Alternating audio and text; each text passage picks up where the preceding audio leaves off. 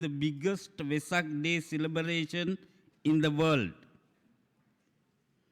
Although Sri Lanka will not be having big Vesak celebration this year due to the present situation in the country, our heart and soul will be with you during this celebration. The message of the peace expounded by the Buddha before 2563 years ago has immense value to the present world more than ever before in the history. Due to the various reasons, today's society in the world is passing through the very critical time. Human beings suffer from these issues, and it seems there is to ending of these issues. It seems that spiritual guidance to rise up from the status of misery need to be provided for every human being. In this regard, mutual understanding among each other is very essential. Buddhism has been influenced variously to the human being for so many countries, centuries. The teachings of the Buddha is essential and can be applied to any society without any cultural, race, or religions. We have to work together to experience the result of such beneficial teachings. Buddhist culture of living together with happiness and harmony in any critical situation has emphasized by the Buddha in the Dhammapada. Live happily among amities without any enmity. Then loving kindness, the compassion, the joyfulness, and the equanimity are applicable Buddhist practice to any cultural society in order to create peace both internally and externally. Let all the participants in this assembly work together in order to a harmonious society where every people could live happily. May the Triple Gem bless you all on this very special day. Thank you very much.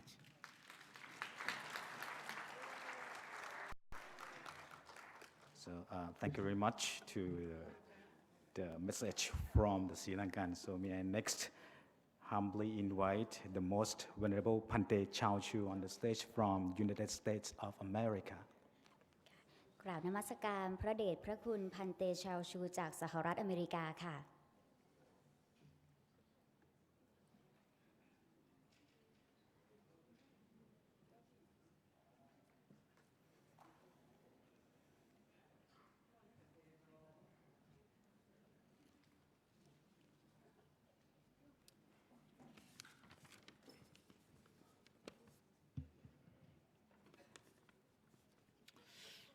Good afternoon. Honorable Mahasangha, honorable guests, dear delegates, sisters and brothers in the Dhamma. I want to thank the organizing committee of the 16th United Nations Day of Vesak Celebration 2019 for inviting me to participate in this significant event from different parts of the world, that many delegates are coming and also going to discuss the theme mindfulness, concepts, and application. I hope that we will all share the experience and understanding of how Buddhists can collaborate to promote the teachings of the Buddha. We have emphasized the importance of mindfulness. We all know that in theory, that mindfulness is very important. Life-related issues can be talked beautifully, but when it comes to practice, we can see how difficult action is and how mindful we are. We can say that today we live in a civilized and developed society, but we know that there are many problems in society. Development of material things has not made civilized human beings happy or improved. If people are trained to be mindful, then many disasters can be avoided or at least minimized. A developed mind can see the causes and effects. How can we put our understanding into practice to avoid consequences? As we are talking about mindfulness today, let me share some thoughts about mindfulness and mindful consumption from my experience. Like some of you, I am also a person with an average amount of stuff and probably use few of the things that I have. Most of the things I do not use, and even I do not know what I have. I believe some of you are also the same.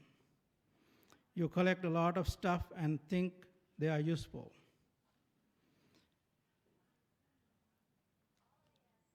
Few years ago, I have started to change the habit of buying, especially buying gifts. Some of you know that I often participate in conferences like this. Have you ever seen that I present a gift? You may think I am strange. I stopped buying things if I do not really want or do not need to use them soon. Sometimes I see things are cheap or have their prices reduced and may be useful.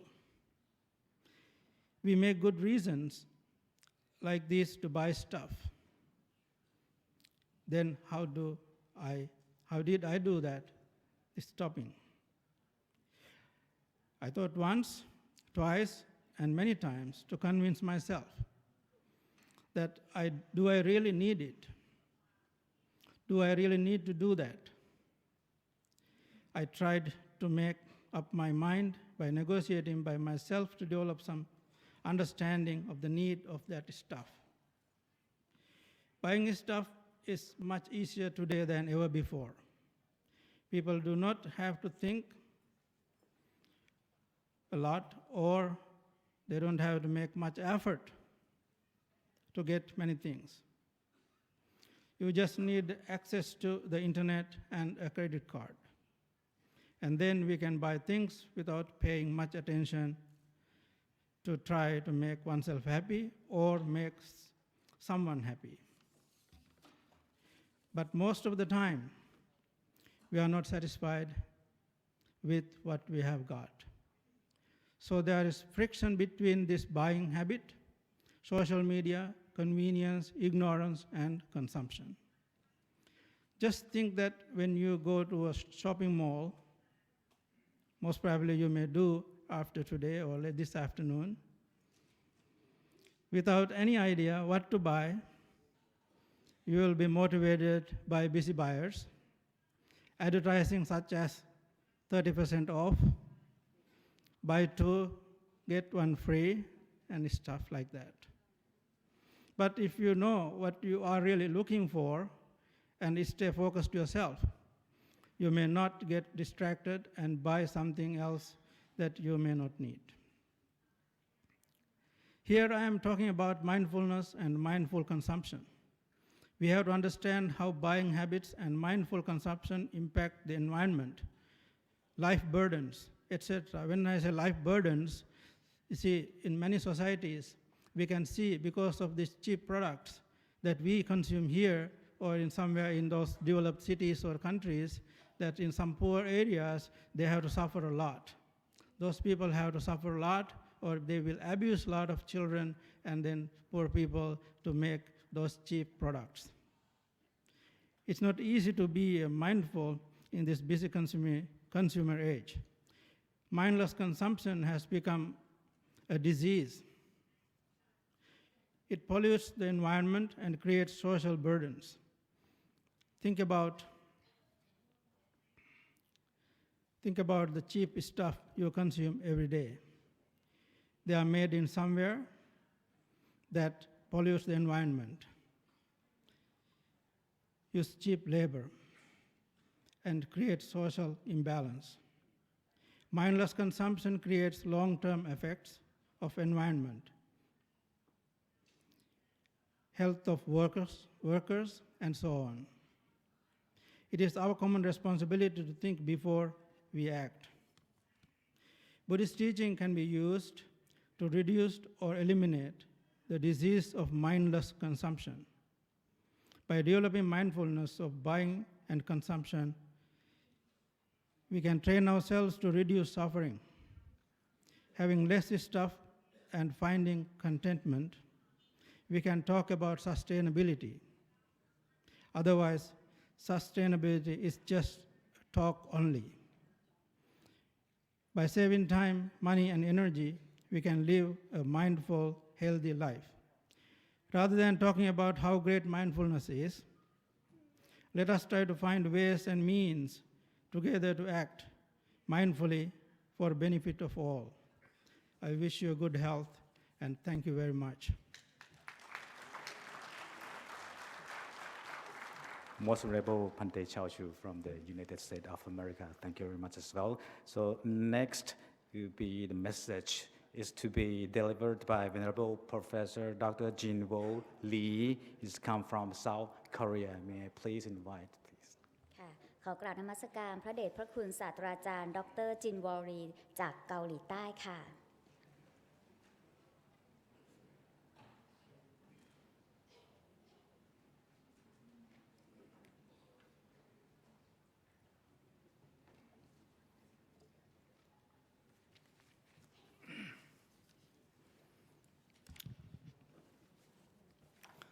Good afternoon.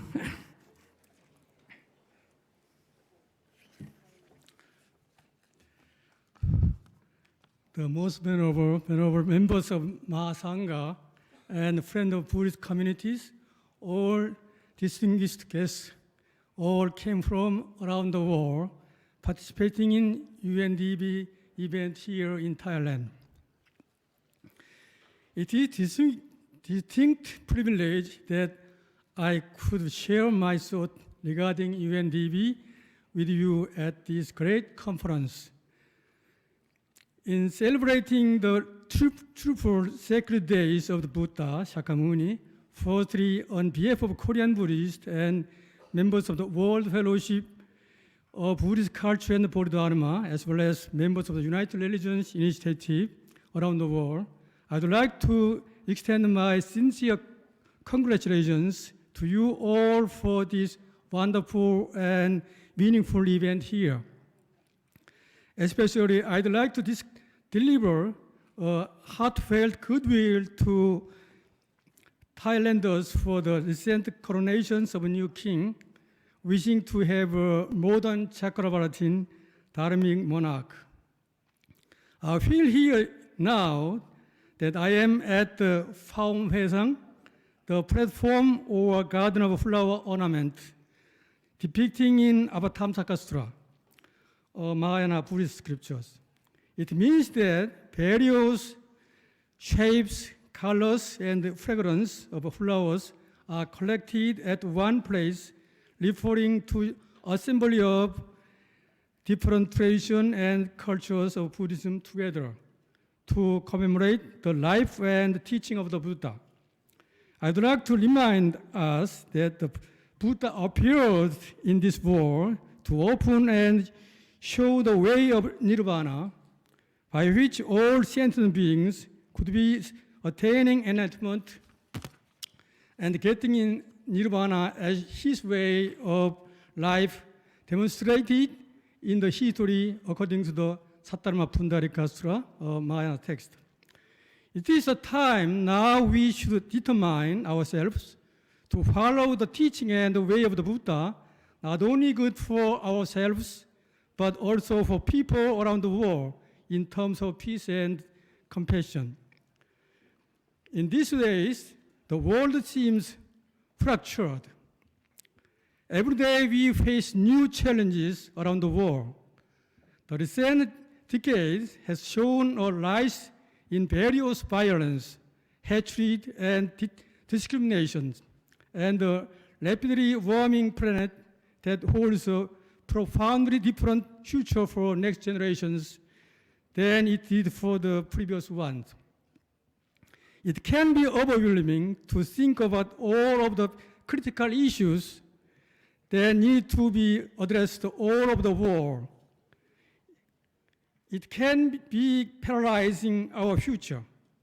We want to help, but with issues so large, it can be tough to decide where to begin or where to focus our effort. However, I think that Buddhist leaders and communities should take a part of a global movement, being partners with other groups in tackling the critical issues. We know that solving these problems will require hard work and a new mindset. As we know, it will require us to work together as a global communities, to communicate across borders, ethnicities, and cultural groups. We should encourage people who share our commitment to creating a more peaceful world and try to help connect Buddhist and all other religious cultural people who are working toward a more peaceful, just, and sustainable world.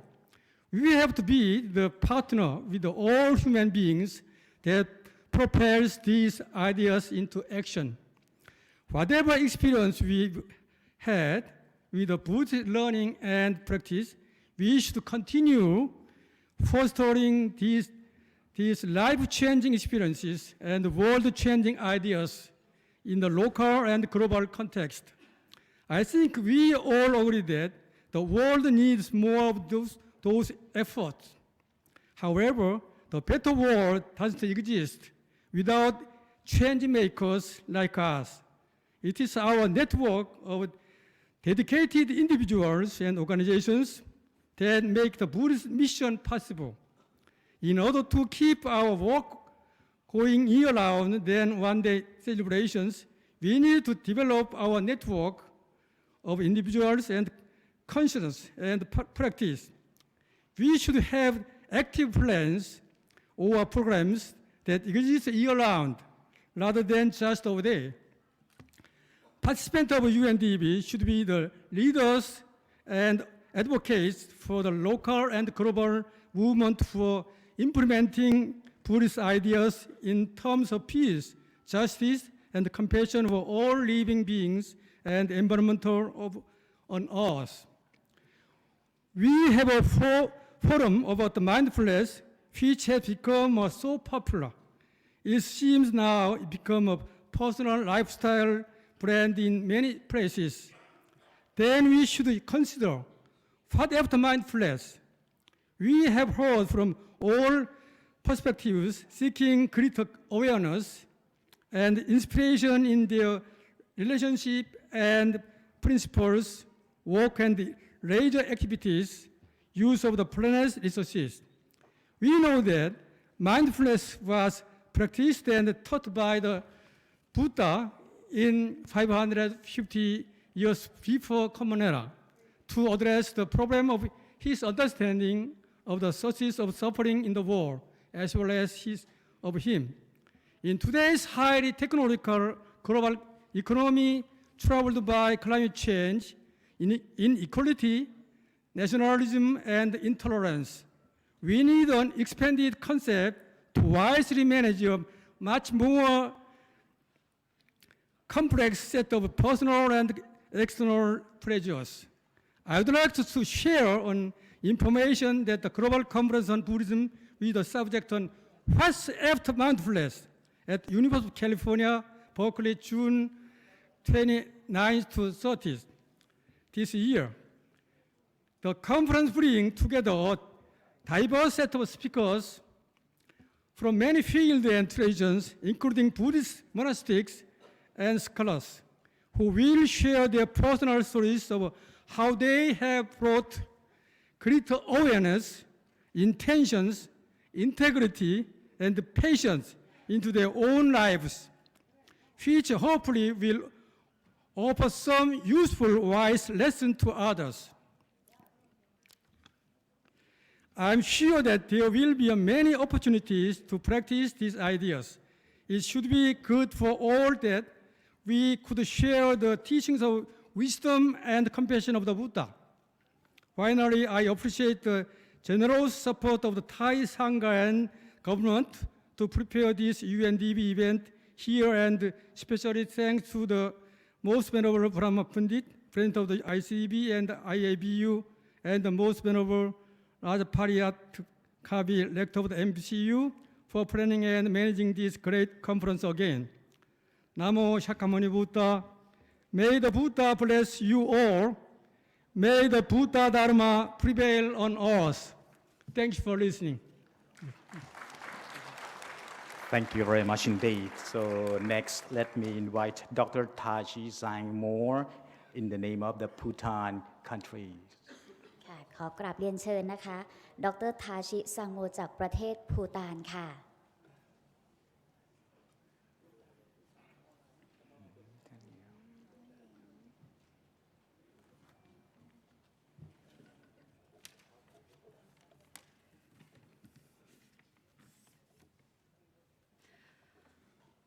Most venerables and your excellencies, dear brothers and sisters in Dharma, I'm very honored to be standing here in front of you today. Although I'm not here as an expert to talk about the Vesak Day or mindfulness, but I'm here to share some of my own work experience, and to feeling very grateful for being born in a country led by enlightened kings and our leaders, where Buddha Dharma is very much vibrantly alive. And also, I'm feeling grateful for my own personal journey, for being able to work with the female Sangha monastics in Bhutan, to be associated with the female monastic body in Bhutan. And I wanted to share with some of the aspirations that I have and the convictions I have being working with the female Sangha in Bhutan. And the Bhutan Nuns Foundation, it is called, the foundation that I work for. It was founded within a decade ago, under the patronage of Her Majesty, the Queen Mother of Bhutan. And simply, of course, I thought when Venerable Dhammahaso and his crew, I'm very much grateful for their hard work for being able, for me to be able to be here with you all today. When they asked me last minute to say something, I was not sure what I would be able to say, but at the same time, then I thought it will not be balanced if I don't talk something about bhikkhunis and the female sanghas in this very auspicious day, because I have heard so many venerables, our male sanghas, talking about the Buddha Dharma and how to be mindful. But at the same time, I wish I had heard one or two of our bhikkhuni sisters in this very auspicious event. But I haven't seen, but being me, I hope it will be okay to represent them and talk a little bit about the female Sangha. And then I thought, it is appropriate to have the aspiration and talk about the bhikkhuni, revival of the bhikkhuni ordination when I have this opportunity. Because you know, the Buddha started with his aunt, Prajapati Gautami, and Yashodhara, followed by hundreds of women ordained as a bhikkhuni, especially in Vaishali. And I thought in 2000, why I thought this topic is very appropriate to bring this topic is that to have the aspiration and at least to create a sense of harmony, that it's important even to just mention it, you know. And I'm not here as a feminist or a gender fighter to talk about it, but I take this as a very auspicious opportunity. And because this had been an international discourse among women throughout the world, especially the Western Buddhist women. But for us in Bhutan, we don't have this conversation because for us it's important to have the education and the basic well-being, basic necessities and well-being in place. And Her Majesty always advises us that who are we to say what they need? But they need to have the quality education so they realize themselves and demand for it. Then only it will be sustainable. So that's what we had been doing so far in Bhutan. But however, I feel it's timely that to discuss a little bit about this and mention, because in the year 2020 starts, where as the world moves forward, women's participation and their roles are also moving closer and closer, even more vibrantly and closer to their male counterparts. The nuns, therefore, are no different, and they also have similar aspirations and struggles to serve and guide other nuns and and people around them. Thus, the bhikkhuni ordination will empower nuns to play bigger roles in society and spread dharma. It is also recognized that women's perspectives and wisdom, patience, compassion, and loving care add much needed dimensions to lead and guide and fellow human beings. This is especially critical in an era which is torn apart by war, greed, power struggles, and other conflicts which destroy harmony and coexistence. So some make, when I speak about this, it is, I'm trying to be very, in a right mindfulness, I would like to say this, that some might call it as a Buddhist feminist and activist or whatever, but in reality, we need a strong, empowered, and dedicated, and yet spiritually guided women leaders and other women to lead other women and men to show the way how to build a beautiful and a harmonious world with world that the Buddha had shown to us. And I hope everyone of you agrees with me. And so for this, we would like we would like to, at least share the blessings of Buddha between as the brotherhood and sisterhood among monks and nuns. And I hope you, the male sanghas, will join hands and send a positive energy towards this, so that we can achieve the revival of the bhikkhuni ordination for the nuns. And I think it's very timely to talk about it now. Thank you so much.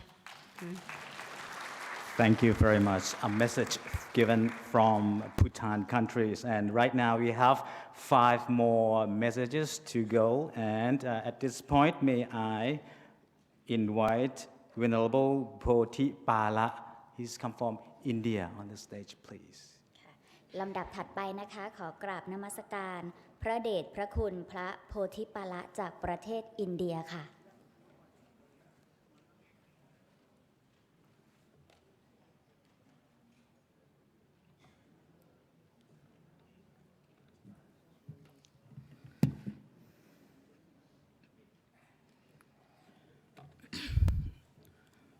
Most Venerable Bhikkhu Sangha, the Most Venerable Dr. Pra Brahma Pandit, the President of ICDV, learned scholars, ladies and gentlemen. I am delighted to be standing here with you all on the occasion of Vesak,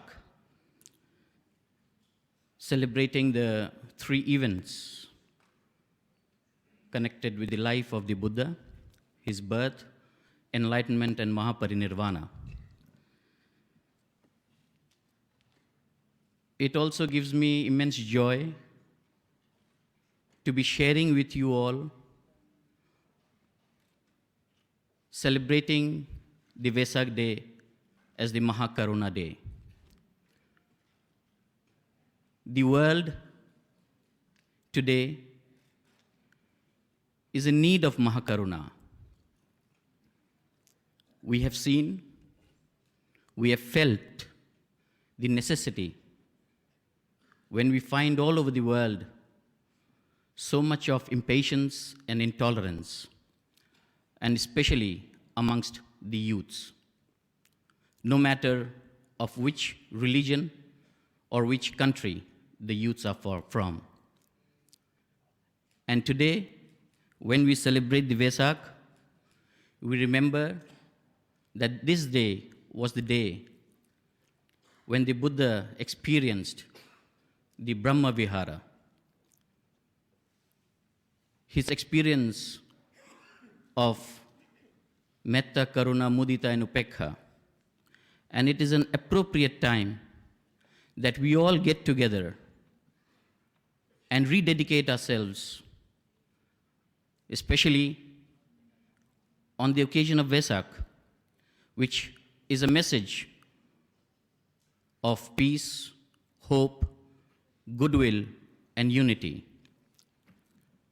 Vesak is the message of the Brahma Viharas, and it is an appropriate time that we try to rededicate ourselves, especially to instill amongst the youths a sense of satisfaction through which they could be utilized to work for a better world order.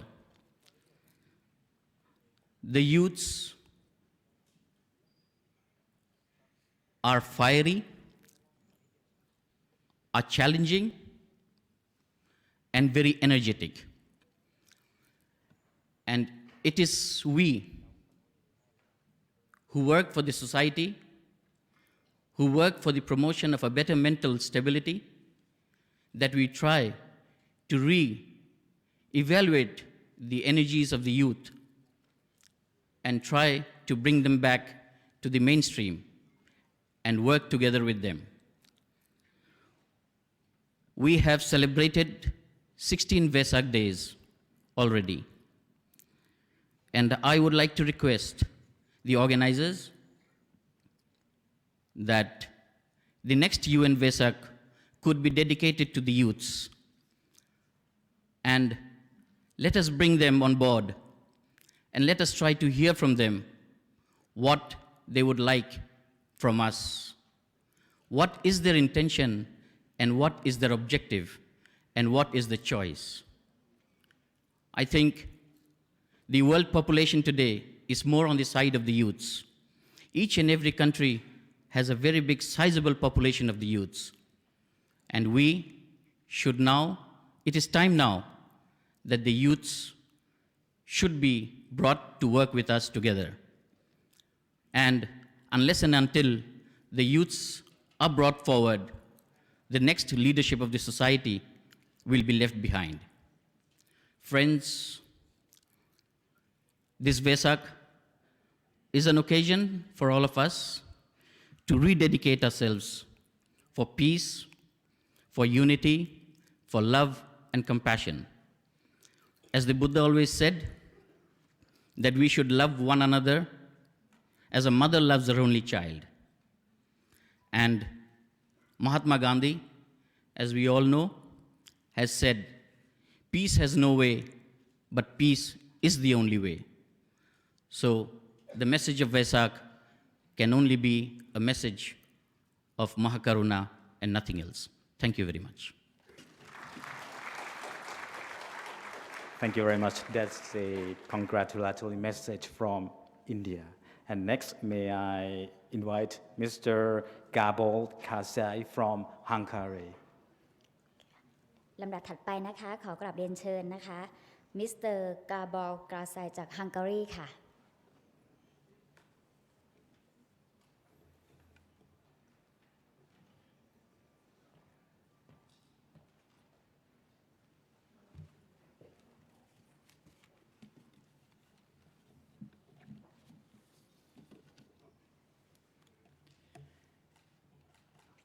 His Holiness Somdet Phra Ariyavangsaghatayana, the Supreme Patriarch of Thailand, Most Venerable Professor Dr. Phra Brahmapundit, President of International Council for Day of Vesak, President of International Association of Buddhist Universities, Supreme Patriarchs, Most Venerables, Scholars, Excellencies, ladies and gentlemen. Today, the world celebrates the birth, enlightenment, and parinibbana of the glorious Buddha. The Constitution of UNESCO, one of the specialized organizations of the United Nations, states that since wars begin in the minds of man, it is in the minds of man that the defenses of peace must be constructed. We, followers of the Buddha, see the exact truth in these lines, for we know that all suffering derives from the root causes of greed, hatred, and delusion. Our work is to eliminate these causes and thus to understand our own suffering and offer service to society and others. Cultivating the mind is the basis of the Buddha's teachings, and selfless compassion is the fruit of our practice.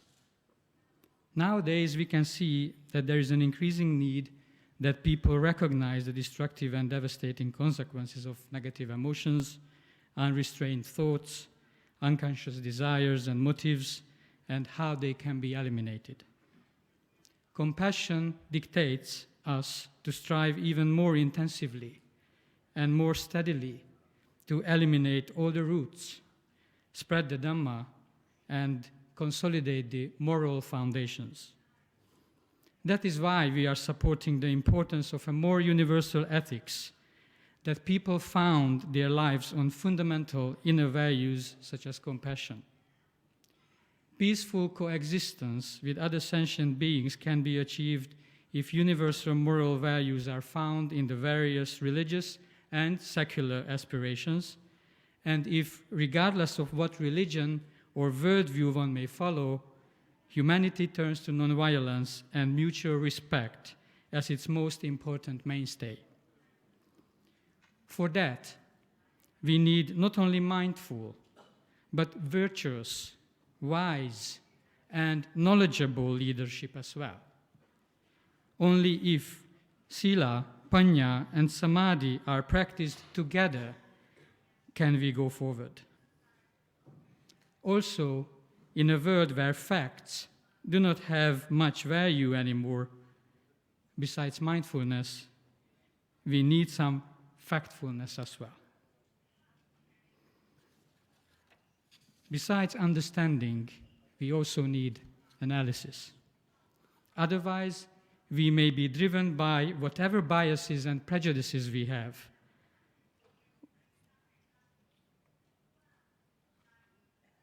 Dear celebrating party, we are grateful to the Thai Sangha, the Royal Thai government, and the UN bodies for bringing together the world's Buddhists on the occasion of this majestic celebration. Buddhists in Hungary welcome all efforts that guide humanity's attention to the noble teachings of the Enlightened One and to their values still prevalent today. Shall the light of Dhamma spread all over the world. Thank you.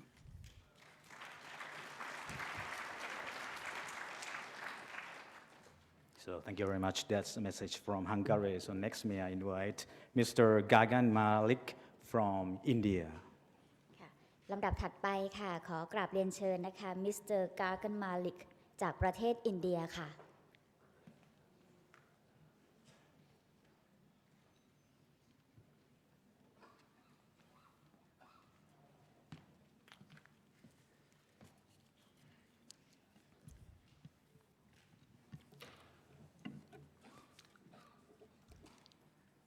Venerable Mahasangha,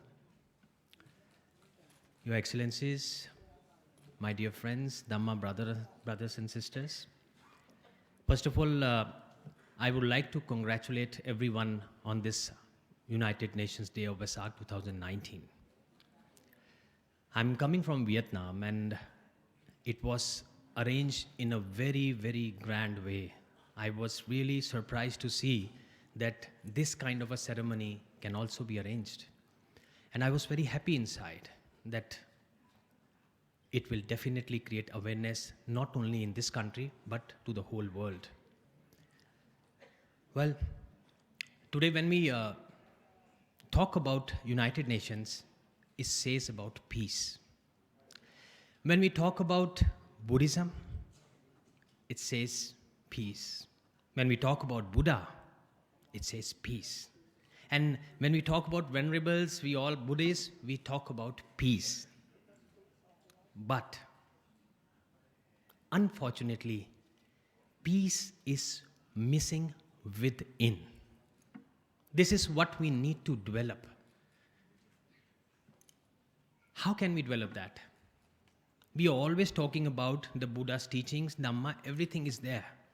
But unfortunately, in our schools, in our education system, these peace studies, this love, compassion, all those things, charity is taken as an extracurricular activities. Our parents will teach us something about, okay, you need to do some charity one of the days, don't fight with others because you need to be peaceful, sometimes teachers.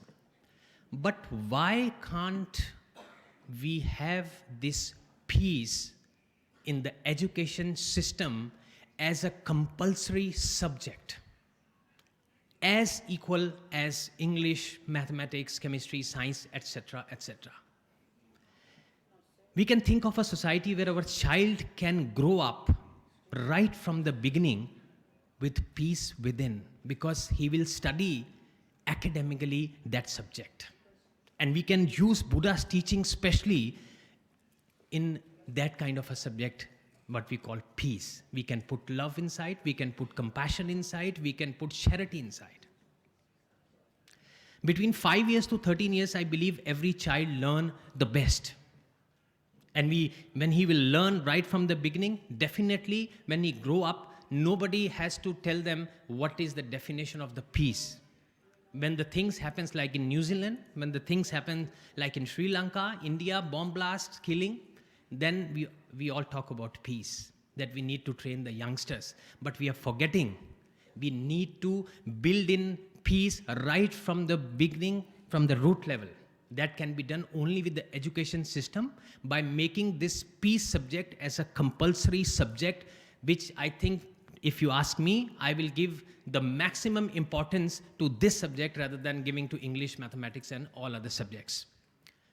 I believe if that can be done by United Nations or take some actions from different organizations, I think it will be a different world in the future. It will be a different society in the future. When we talk about charity or we talk about peace, one day I spoke to one woman. She was eating food and suddenly I saw what she gave her food to a beggar who was asking something and she gave it. I went to that woman. I asked her, you gave her food, what do you get in return? She said, she thought and she said, oh, peace. I felt peaceful. I said, yes.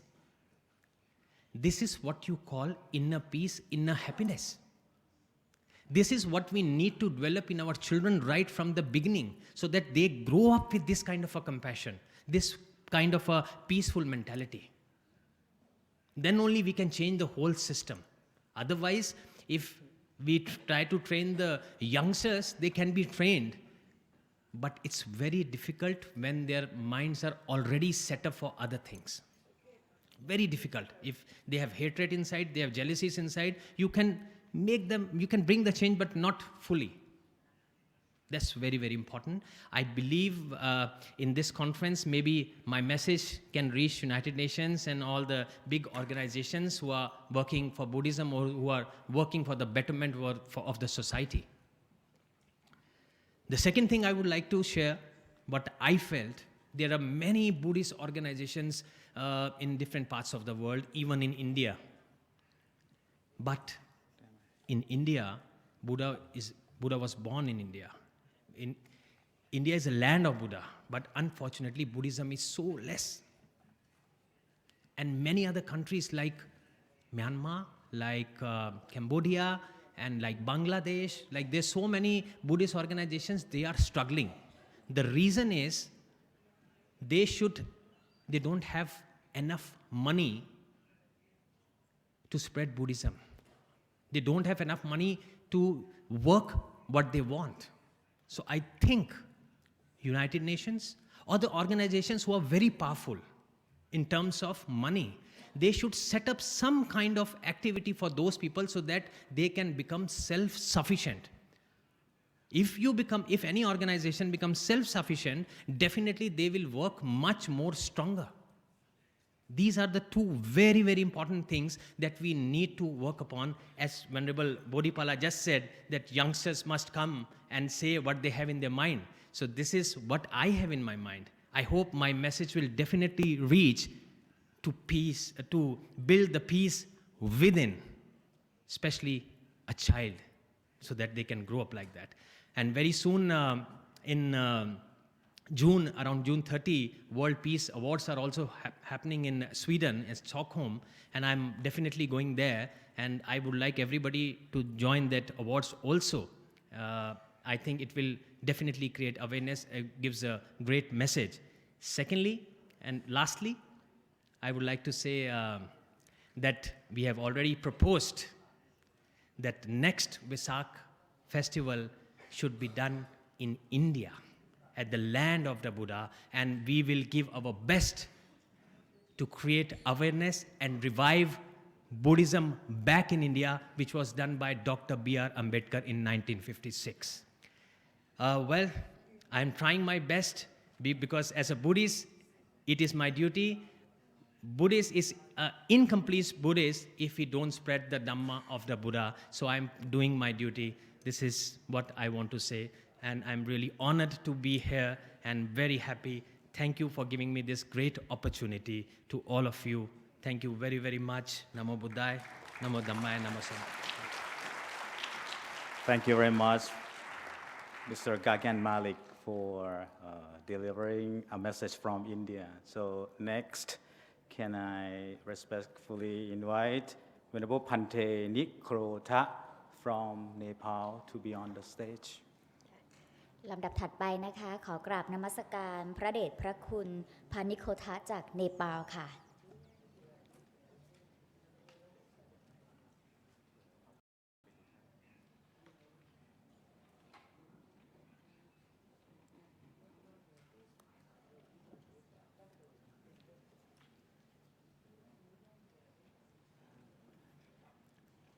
So as far as we are proceeding this message session, we have two more from now. First one is I just announced the name Bhante Nikrota from Nepal, and our last representative to give the message, it will be from Vietnam. So, but right now, may I once again invite Venerable Bhante Nikrota from Nepal.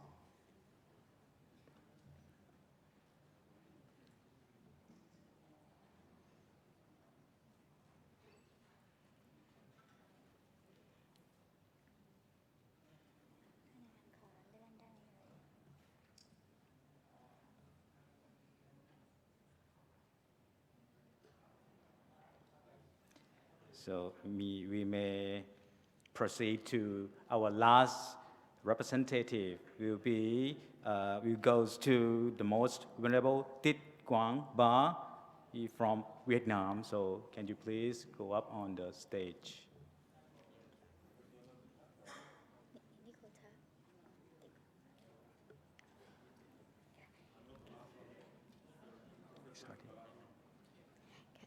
ค่ะขอกล่าวนมัสการนะคะพระเดชพระคุณพระติดกวางบาจากเวียดนามค่ะ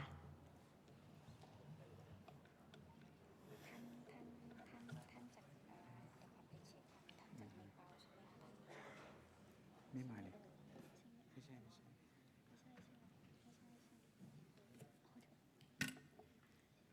เราเงียบๆไป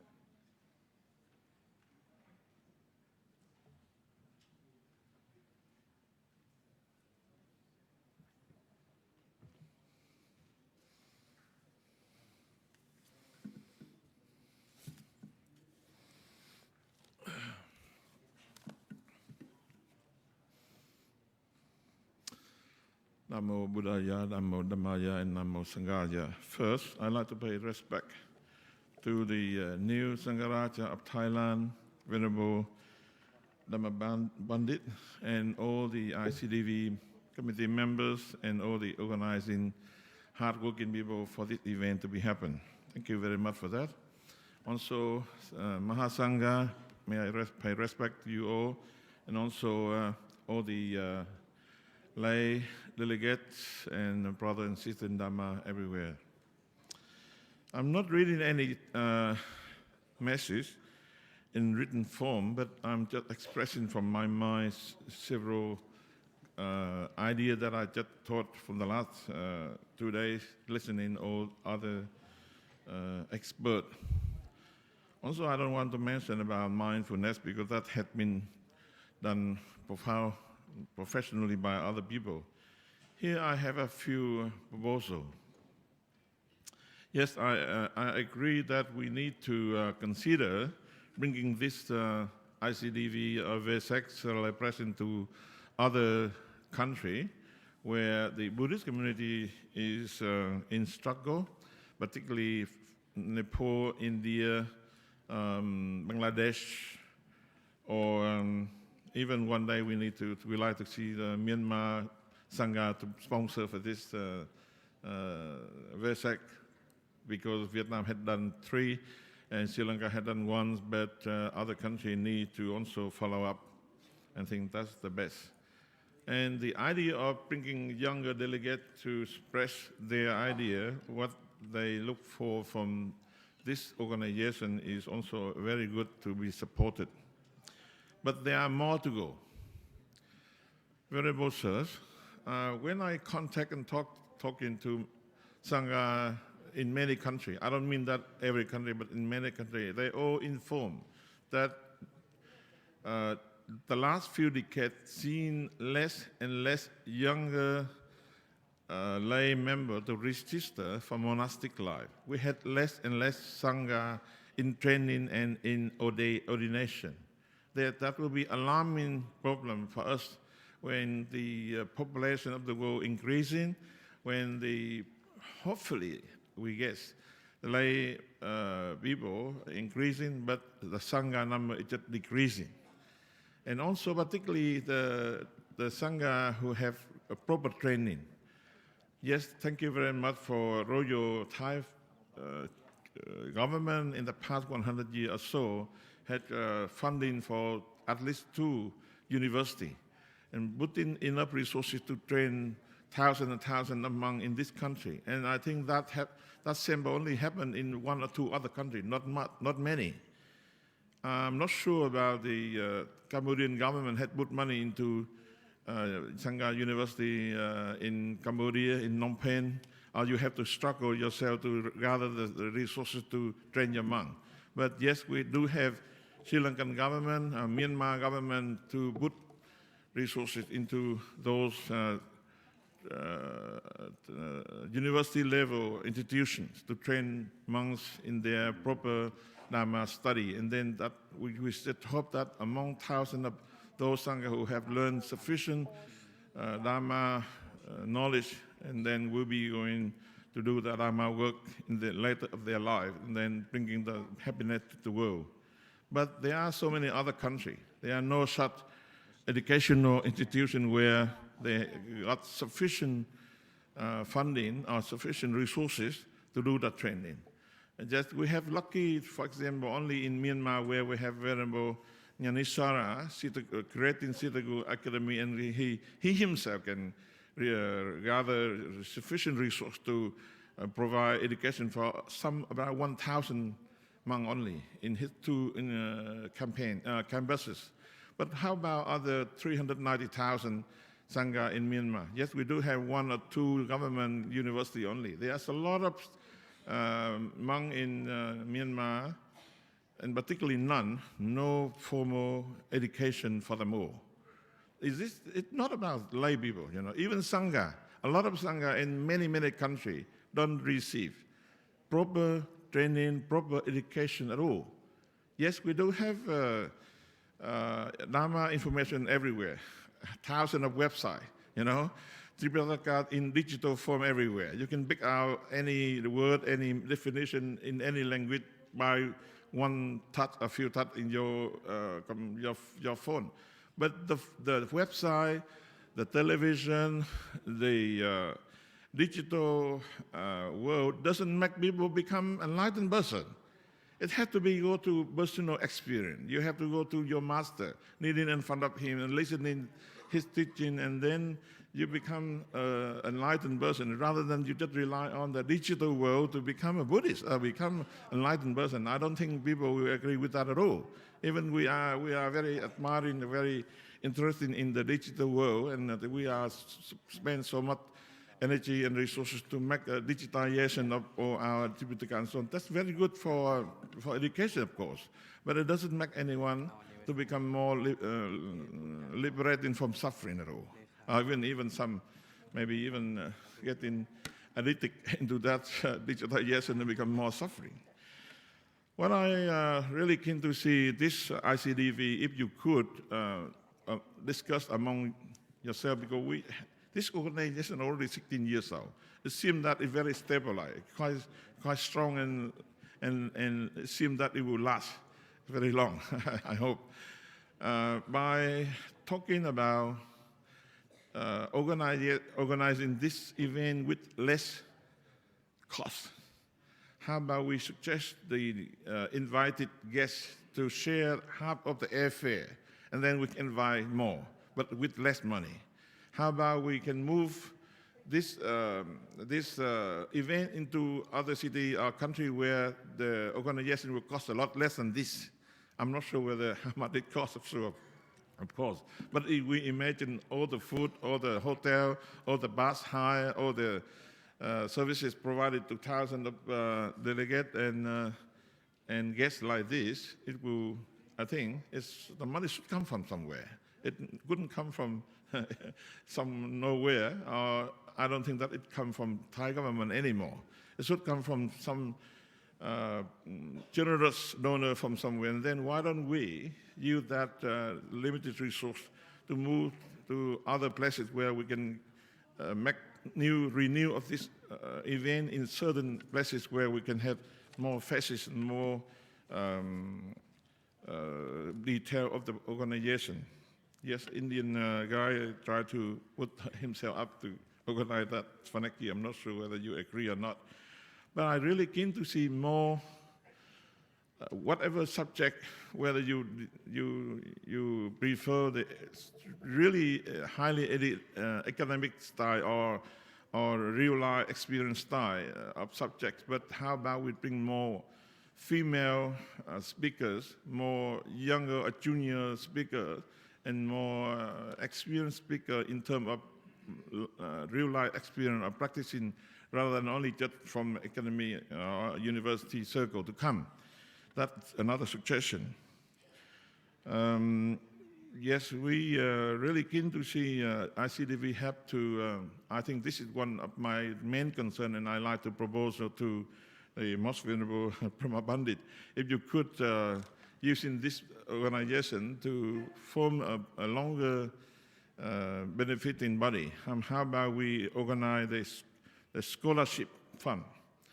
Because if we only just organize year by year event and then not sure what happens next year, we don't have any long-term planning for benefiting the Sangha, particularly if we could provide, say, 20 or 30 scholarships for the Sangha in their tertiary level study per year, and then it becomes maybe more beneficial, more admiring, and more respectable organization. That's another suggestion. I think if you could make that proposal, then hopefully with your reputation and your good name, then the generous donor around this region will pool money together to help, because that's the main concern. We're not gathering money only just spending on the delegate alone, but also we're gathering the resources to help younger generation to growth, that the scholarship can be provided to the excellent candidate from poorer country in this region. The Sangha, not sorry to say, because we don't have enough to provide to a lot of lay delegates. Even they deserve to help to get the support as well. But we have to spend our attention to the Sangha first, the younger Sangha first. The younger Sangha in Bangladesh, the younger Sangha in Nepal, in other poorer countries where they need money, they need resources to come to climb up to their education ambition or desire. They like to do BA, MA, or BSD in countries like India or Thailand or Sri Lanka, Myanmar, and so on, or even the West. The West will cost a lot more than this region for the education. But still, if we can make this organization become a more, long-term planning, long-term consideration, rather than only just year after year event. Again, another matter also go along with the United Nations term, I guess, is we really need to always to come back to the theme of supporting the female ordination. Yes, certain traditions still not allowing female to be ordained yet, but those who had been enrolled in monastic practice for a number of years but had not been ordained in their wishes, it's not fair for them. We, the senior Sangha of the world, just sit in there and wait to see the year gone by, rather than doing something to help them. There are a lot of candidates around there waiting to be ordained. Then, we have Sangha or tradition here. We really need to talk about how to help them to get ordination. That's another fulfilling another Buddha instruction to have a full Sangha together. Yes, there may be some other suggestion, but I think that may be already many enough. I pay my respect to Mahasangha for this year, and I hope that one day in the next 5-7 years, so we could bring this event to countries outside of Asia, like Australia, European, or America somewhere. Not only just keeping this event in Asia alone, but even out of Thailand and Sri Lanka or Vietnam. I really keen to see next few years this event going to other countries. Thank you very much. Thank you. Thank you very much ขอบคุณค่ะและยังมีสารแสดงความยินดีจากผู้นำชาวพุทธอีก2ท่านนะคะลำดับถัดไปค่ะดิฉันขอกราบนมัสการพระเดชพระคุณพระกิตติโสพลวิเทศประธานสงฆ์พระธรรมทูตโอชิเนียค่ะ Thank you very much. Now we proudly present to you another two important congratulatory messages from two countries. First of all, let me invite the most venerable Prakiti Sophana Vithet, President of the Dhammatutta Sangha Oceania. The most venerable brother and sister,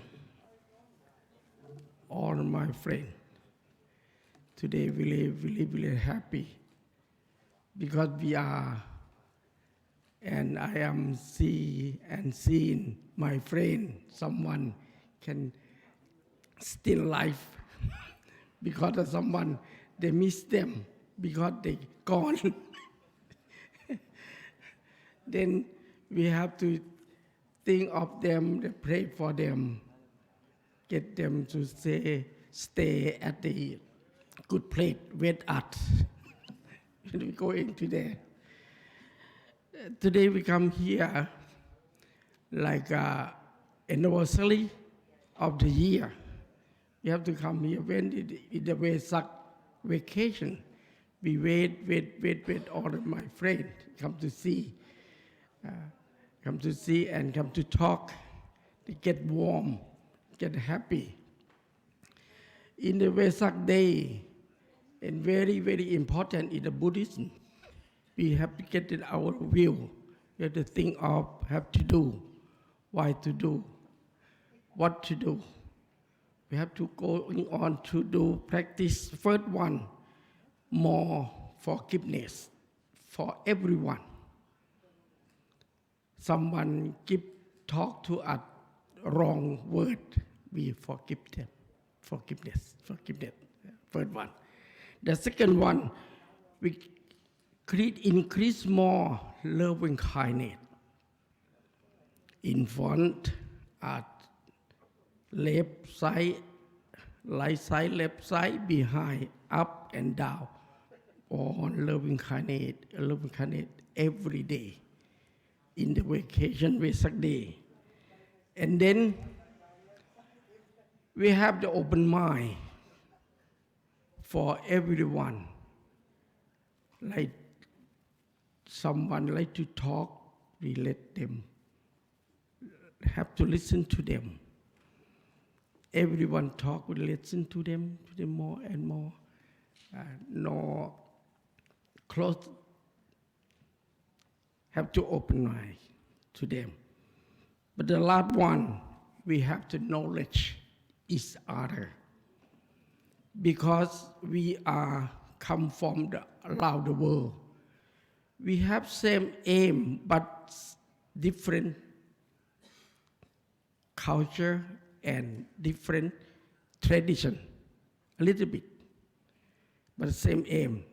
The big aim going to the nirvana, same going on to there.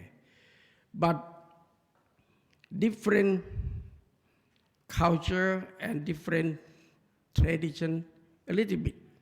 We have to open mind and welcome them to our mind. Get warm and happy. This is message from the President, Juto or Oceania, New Zealand and Australia. Thank you very much.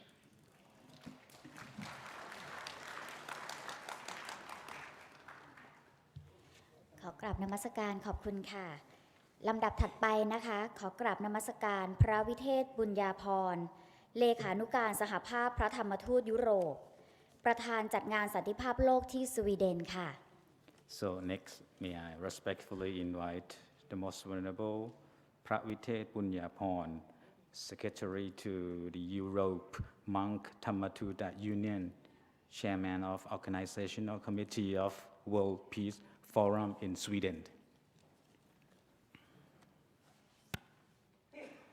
Most venerable Praprom Bandit, ladies and gentlemen, I would like to say big thing today for very thanks today for all of you come for participate and Vesak in Thailand. And one thing I want to mention about our conference, peace conference in Sweden, or we can say peace international conference in Sweden. Today we talk about Vesak's celebration. And a long time ago, I've been in United Nations in New York. This time, I think it's 15 years ago. One thing we have done already about we have been in United Nations conference for that's very important. We bring the one stupa and Buddha relics and to offer to United Nations. And then I want to invite all of you, if you have been to New York, you can visit the United Nations. That we can to respect to the Buddha relics. In Sweden, we have the Nobel Prize. I think many know about that. One building is a very special building. Its name is Stockholm City Hall. Stockholm City Hall is the city, the peace about, when we talk about peace, everyone know about Nobel Prize. Now we are the second time will be organized about the peace conference. And then we would like to welcome all of you to visit Stockholm City Hall, 30th of June, next month. The last year we already have done, and we invite MCU and many guests around the world to visit in World Peace Conference. And this year too, I have already would like to invite all of the most venerable and proper Pandit will be keynote speaker in the World Peace Award or World Peace Conference. But not only the conference, but we talk about the peace and Buddhist and mindfulness about Buddhism. But in peace conference, it's not only we not speak about only in the Buddhist, but we have many religions come together to Sweden, and then we very good luck success because we have the good government in Sweden and support Stockholm City Hall support, and this year, and we have many organize and support us to do for the conference. That's why I would like to invite all of you for today to visit our conference. And thanks for organizing today. And yesterday, we went, 2 days ago, we went in Vietnam, the Vesak conference. I just back on last night.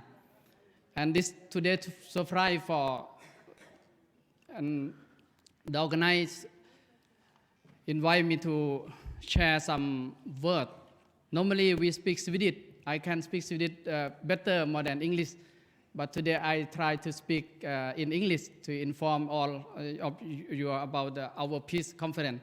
And once again, please, if you want to visit Stockholm City Hall or Stockholm City, we start from 29 and 30 June until 3rd July.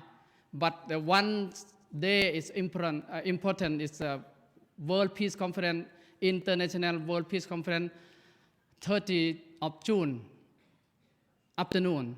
After that, we bring all with the cruise, like a Titanic cruise to Estonia to visit the World Heritage City in Estonia, 2 nights.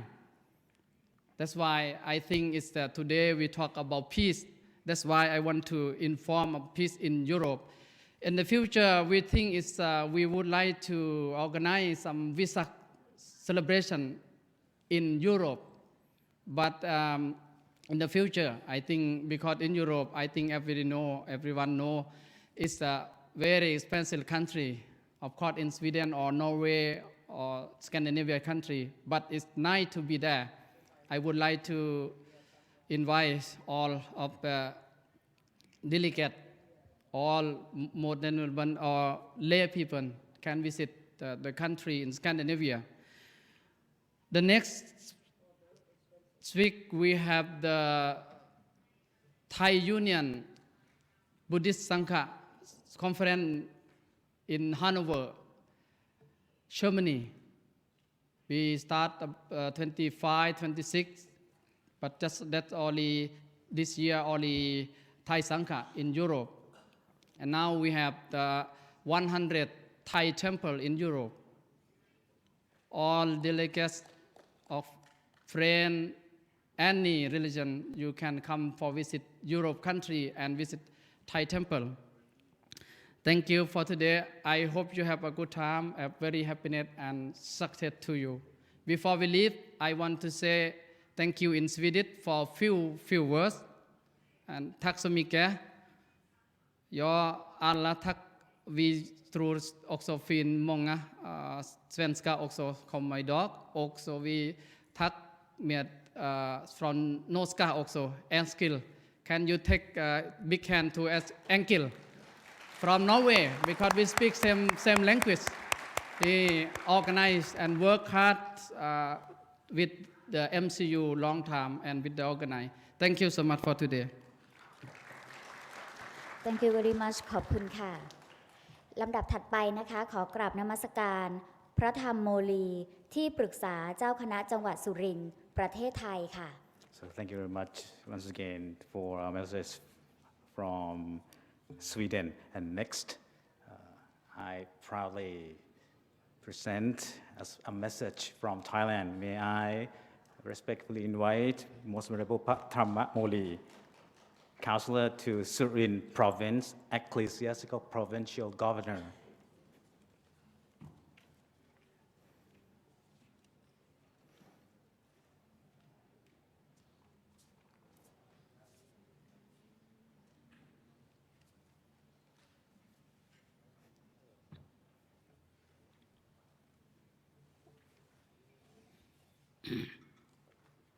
The most venerable Prabhupada Mabandit, Mahathera, and Buddhist people from various countries, respectively. I am Venerable Thammamoli from the village Surin Province. I am very old, cannot talk, cannot speak so much. Now I am cold also, but very happy because Prabhupada Bandit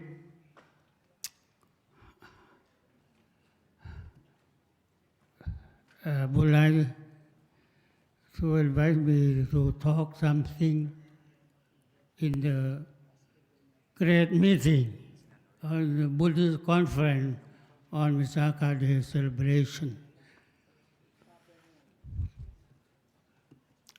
I am very happy because every year, every time there is a Buddhist conference on Vesak ceremony, celebration ceremony, I must come to join, to see you all from many, many countries. It is difficult for me to see the Buddhist people, many, many countries, to join one mind together in the meeting. So I am very happy and would like to stand here because I can see everybody in the meeting also, in the room. I can see. But I sit in front, cannot see you all. I see all the speaker here. So I'm very happy to see you from many, many countries. Patriarch Mahasangaraja is my village is close to Mahasangaraja, Cambodia or Cambodia. Yes. Surin province or Surin city is a city of elephants. Many, many elephants in my city. I would like also to invite you all Buddhist people, my dear friend, to visit my city, Surin province, the city of elephants. Yes, about 400 or 500 elephants. Oh, yes.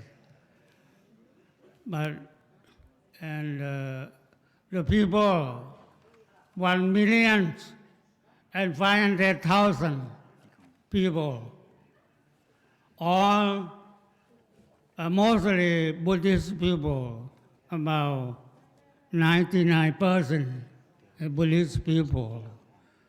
Among about 1,000 monks, about 10,000 monks, the monk and Samanera also. 1,000 temples. 1,000 temples. I am also Sangha, Buddhist Sangha governors previous, now I'm retired because 86 years old, cannot walk, cannot sit, cannot eat, cannot do.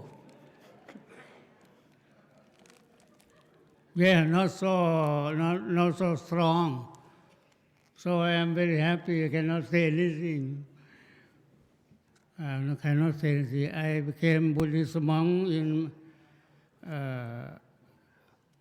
Samanera 5 years, and Buddhist monk 65 years. Altogether 70 years in monkhood. Yes. Oh yes. May or in the last one, the last hour, I would like to blessing, because in Thailand, Buddhist monk, every monk blessing to everybody, to the dead body, to the living people, to the old, to the young, to the baby in the womb also. Yes, it is for my business. When it's necessary to do, to practice, because we depend on our life, depend on the Buddhist people. As they ask, want, need anything, we can. But when we ask some money, no, I don't have any money to offer you. But the blessing, yes, easy. 5 minutes, 10 minutes, 1 hour, but sometimes 2 hours to take chanting, many lessons, many patha, yes. But today also, I would like to blessing to my friend all, my teacher, my professor, my Buddhist people, my friend, yes. May all the power of all the Buddha protect you all to be successful your life, coming, going, safely. Yes. Sabbe Buddha Balampata Paccikanan Chayang Balang Arahantanan Chate Chena Rakang Banda Misap Baso.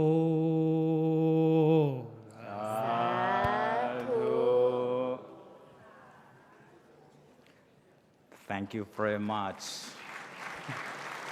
The most venerable Pathamamoli, Counselor to Suwin Province, Ecclesiastical Provincial Governor from Thailand, and that is our last important message. So can I have a big applause for this session? These are congratulatory messages given by up to 15 Buddhist and political leaders from different countries all around the world, which are covering Cambodia, Japan, China, Myanmar, Thailand, Bhutan, United States of America, South Korea, Bhutan, India, Hungary, India, Vietnam, and Sweden. And Australia, yes, of course. And thank you very much for those international Buddhist and political leaders who have come to present those messages.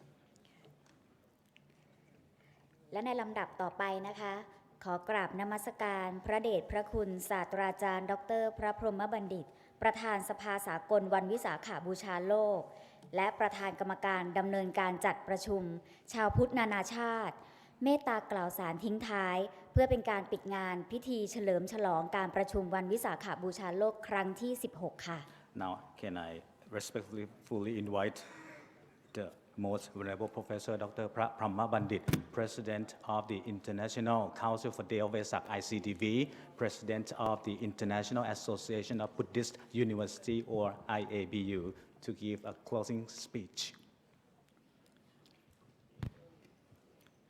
Your Holiness, venerable sirs and friends, thank you for being with us since the beginning. Some of us start to complain that it's quite hectic days these days. No time when to sleep, to have good sleep. We wake you up early in the morning in Vietnam, and then wake you up here again in Thailand. After this, you can go to sleep as long as you like. Anyway, our celebration, our Vesak celebration, have come to a close. There is a saying in Chinese, translated as, all good celebration on good feast must come to an end. In spite of our happiness and joy that we have created during the Vesak celebration since the 12th in Vietnam, continue to today. We have to wind it up and go home with something to think about. I myself believe that after joining this meeting, starting from Vietnam up to today, I have learned a lot from our friends. We have created a network of Kalyana Mitta. In Pali, Kalyana Mitta means good friendships. Lord Buddha said, Kalyana Mitta. Oh, in Pali, I quote, Sakalamewa hitang ananda, brahmacharyang, Kalyana Mittata. Shakyamuni said to Ananda that, Ananda, Kalyana Mitta, good friendship, is the whole content of brahmacharya, of our system of teaching. Without good friendship, good guidance from master, from your friend, human being would not have been enlightened. For example, Sariputta or Mokkhalana, in spite of his wisdom, attained enlightenment because of the guidance from Shakyamuni Buddha. Buddhism, starting from Shakyamuni Buddha days up to today, continue to serve humankind because of the lineage of teacher and students, good friendship. Without loving kindness and compassion of our teachers of teachers, we would not have been here and well trained in the Dhamma of the Buddha. In the same way, good friendship will create a network of working together in other areas, such as in organizing this Vesak celebration. Without networking, without partnership, MCU, มหาจุฬาลงกรณราชวิทยาลัย University, would not come forward to volunteer to organize this meeting in Thailand for the last 16 years. But due to your support, our friends, International Network of Friendship, you encourage us, you encourage the Thai Buddhists to take the burden of organizing Vesak celebration, and we learned a lot from you, and ready to share our experience to other countries which would come forward to be the next host of Vesak celebration.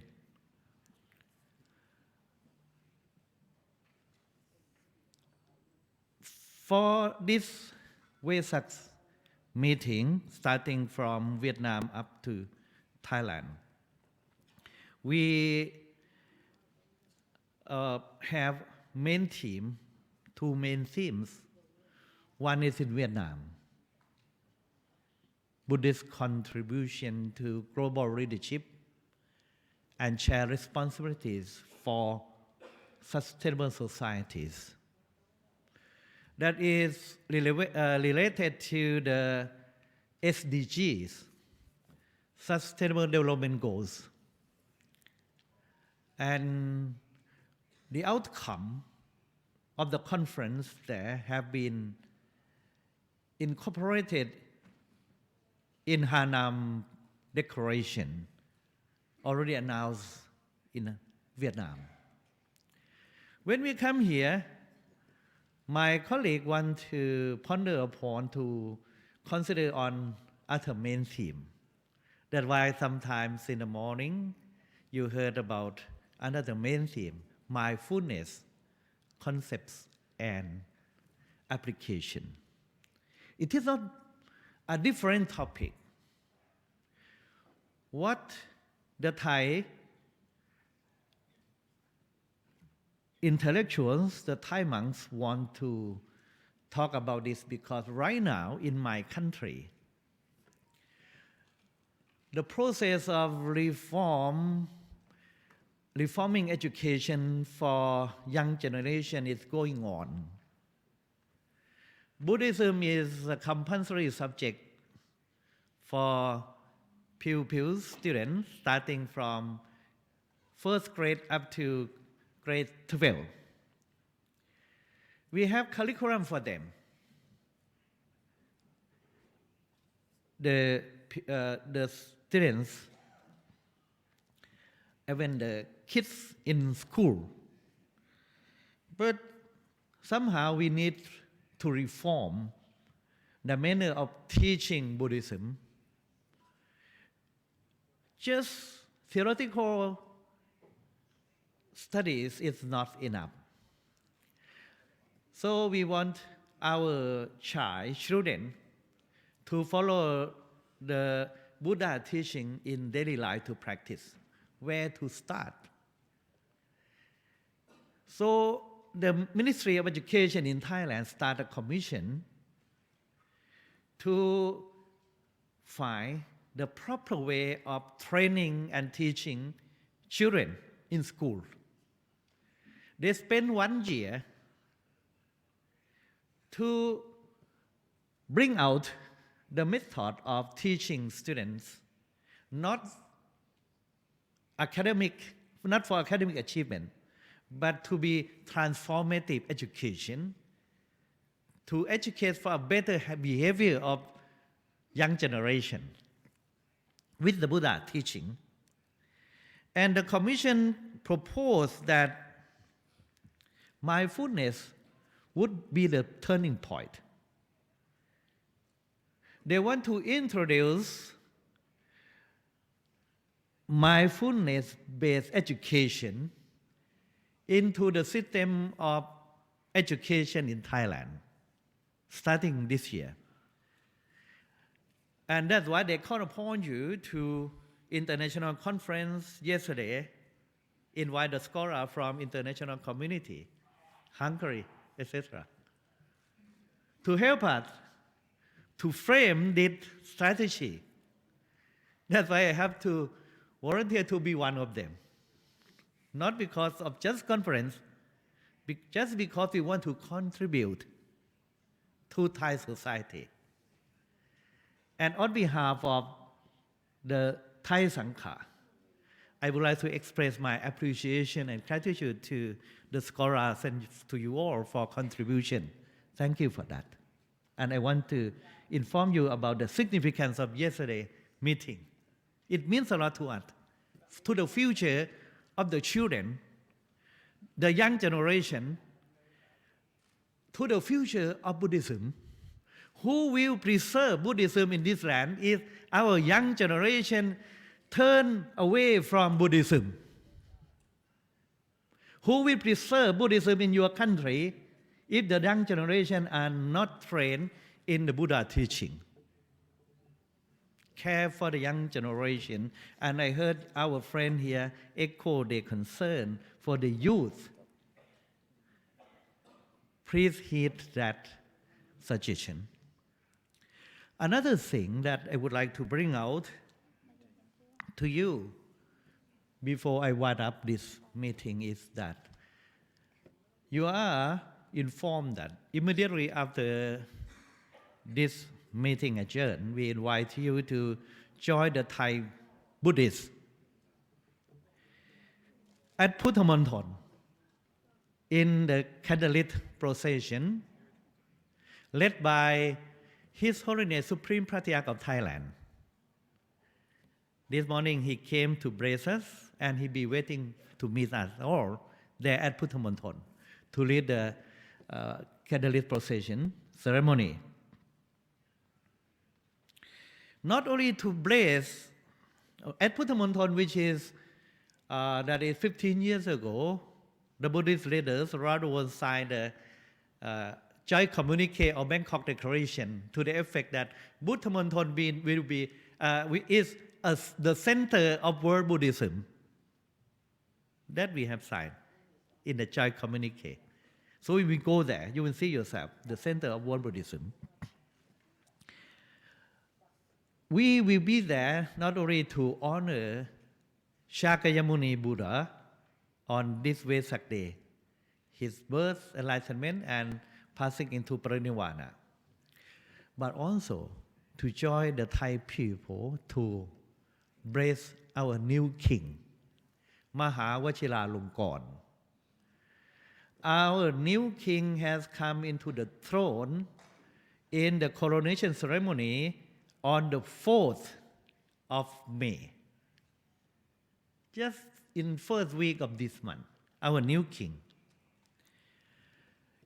During the ceremony of coronation, is it a part of ceremony? Immediately after coronation, the new king went to the temple of the Emerald Buddha. There, in front of the congregation of Mahasangha, led by Supreme Patriarch of Thailand, the new king proclaimed to be the chief patron of Buddhism. This is a prescription, it is a must that the king of this kingdom must be a Buddhist. To fulfill that mandate in the constitution, all the new kings has to announce his being Buddha Mamaka, being a Buddhist. So our new king has done that.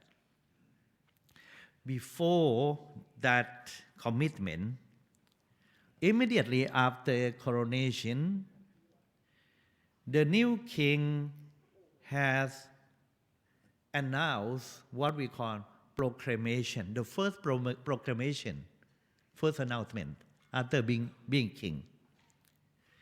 So I would like to tell you, immediately after coronation ceremony, our new king Mahawachiralongkorn makes announcements, the first proclamation that we shall keep, conserve, and continue to reign with righteousness for the benefit and happiness of all people. Conserve and continue in heritage that our new king received from his predecessor, King Bhumibol. King Bhumibol the Great has done a lot to serve this land. His legacy will be conserved and continue by our new king. One of the legacy that the Buddhists will cherish and continue is his philosophy of sufficiency economy. Sufficiency economy aims at sustainable development which maintain the balance of economic prosperity, people development, and conservation of environment to have the balanced development. This philosophy echoes the Buddhist values of Majjhima Patipada, middle path of development,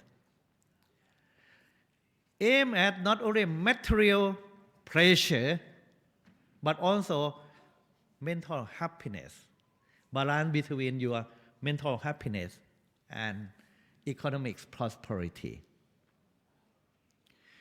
So the aim of development, the purpose or the goal of development should be not only in the material aspect but also spiritual one. This approach to development is similar to what our friends here, Chief Justice from Bhutan, talk about on this stage on GNH, Gross National Happiness, which is initiated by his kingdom, fourth king, that I heard from him. So gross national happiness will be the guideline, will be the paradigm for development of this kingdom. It is based on Buddhist values. So I would like you, my friends, to learn something about this sufficiency economy, gross national happiness, and spread the message of Buddhist values, which are not kept just in the books, in the text, but also apply in our daily life. Apply to be the guideline of national development, like in Thailand, Bhutan, and even in other countries, that we want to learn more from you, maybe in next year's Vesak celebration. I just mentioned a few because I heard from this platform.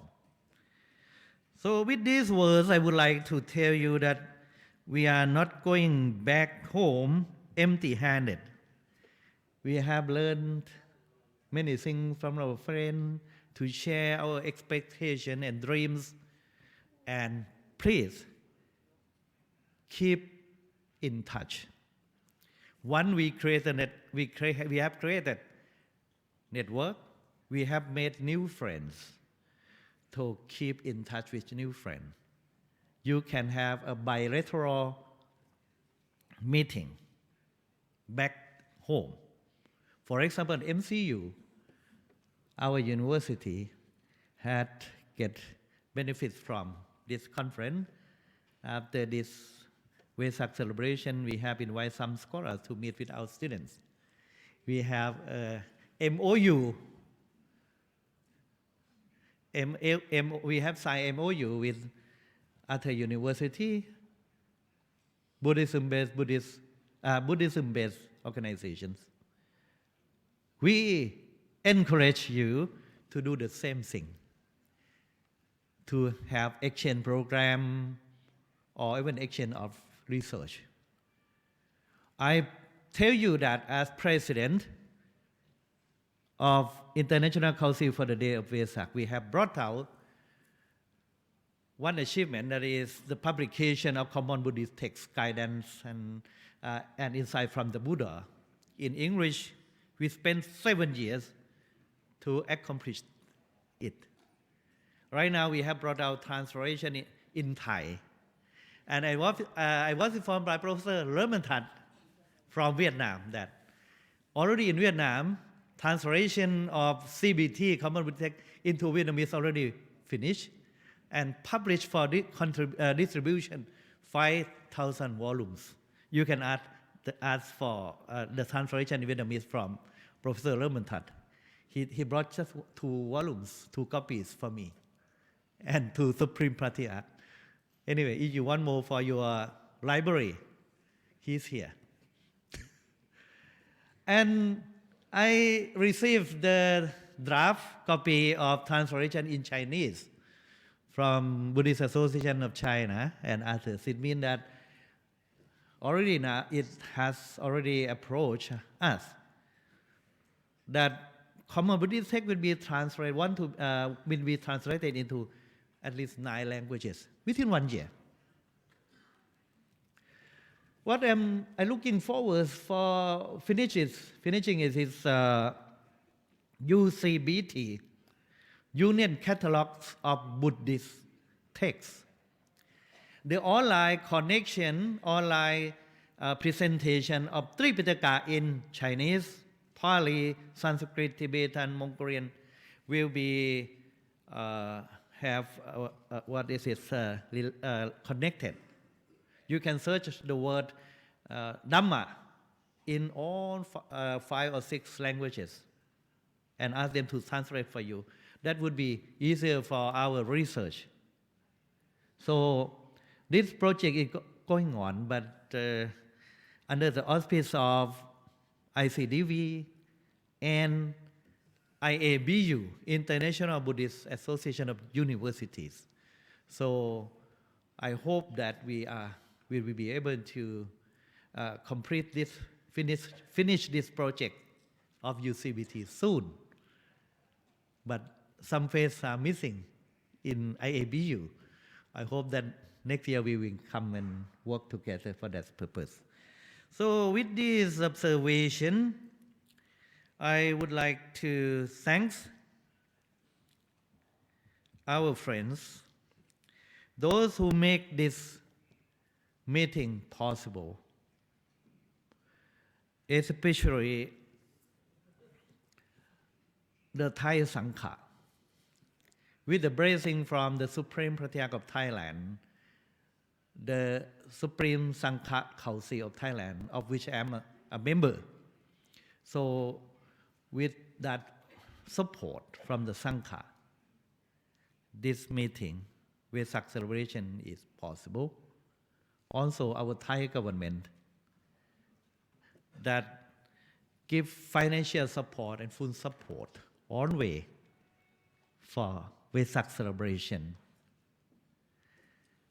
We will not be able to have a meeting here without permission from the United Nations Conference Center at the UN,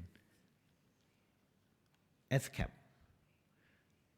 And above all, my colleagues, my staff, my volunteers from MCU, มหาจุฬาลงกรณราชวิทยาลัย University, who help make it easier for us and to welcome you all. So I would like you to thank them with a big applause.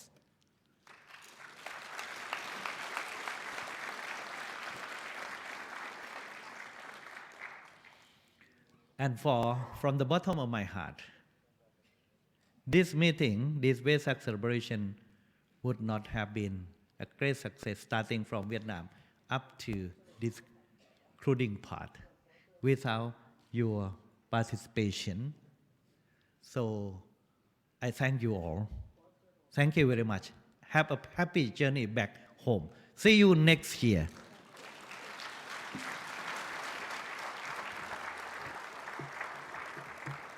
Thank you very, very much to the most venerable Professor Dr. Brahma Pandit for such an enlightened closing speech. And next is leaving for Puttamonton for Vesak circumambulation in Sri Sakaya Tassa Palayana Buddha Statues Compound, Puttamonton at Nakhon Pathom Province. And now the 16th United Nations Day of Vesak celebration 2019 at the United Nations Convention Center, Bangkok is successfully completed. Thank you very much to the most venerable Professor Dr. Brahma Pandit, most venerables, Buddhist Sangha leaders, excellencies, international delegates, and scholars, distinguished guests. Have a nice and mindful day. ค่ะแล้วขอกล่าวนมัสการนะคะเรียนเชิญนะคะขึ้นถ่ายภาพหมู่ร่วมกันค่ะขอกราบขอบพระคุณนะคะท่านศาสตราจารย์ดร.พระพรหมบัณฑิตนะคะสำหรับท่านใดนะคะที่มีความประสงค์จะเดินทางไปเจริญพระพุทธมนต์เพื่อสันติภาพนะคะแล้วเวียนเทียนณลานหน้าองค์พระศรีสักยทศพลยานประธานพุทธมณฑลสุทัศน์พุทธมณฑลจังหวัดนครปฐมนะคะสามารถไปขึ้นรถได้นะคะซึ่งรถนะคะจะจอดอยู่ทางด้านข้างค่ะ So before going to Vesak circumambulation, may I once again request the VIPs, delegates up on the stage to take a group photos.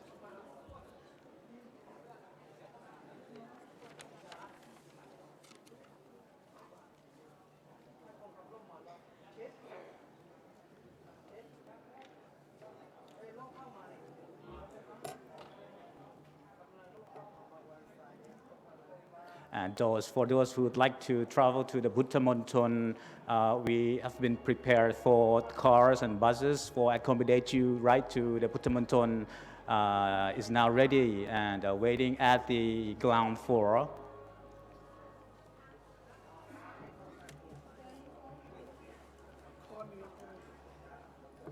นะครับก็ขออนุญาตใช้เสียงเป็นอาจจะเป็นครั้งสุดท้ายสำหรับในเวทีอันทรงเกียรติแห่งนี้นะครับก็ขอขอบคุณทุกท่านนะครับแล้วก็สำหรับท่านที่ต้องการนะครับมีความประสงค์จะเดินทางไปเวียนเทียนกันนะครับที่พุทธมณฑลนะครับก็เรามีรถนะครับรับจัดให้ท่านแล้วนะครับก็วันนี้เราเลิกงานก่อนเวลานิดหน่อยนะครับก็พอจะมีเวลาที่จะถ่ายรูปเพื่อเป็นที่ระลึกก่อนกลับประเทศนะครับก็ขออนุญาตสิ้นสุดการทำงานเป็นพิธีกรแต่เพียงเท่านี้นะครับ so lastly we'd like to thank you everyone and we will finish our responsibility to be master of ceremony so I myself Assistant Professor Dr. Sanu Mahathanadun Vice Director of for Foreign Affairs IBSC of MCU would like to thank you very much ค่ะและดิฉันบุญดาสุปิยพันธ์นะคะขอจบการเป็นผู้ดำเนินรายการในเวทีอันทรงเกียรติแต่เพียงเท่านี้ค่ะขอกราบนมัส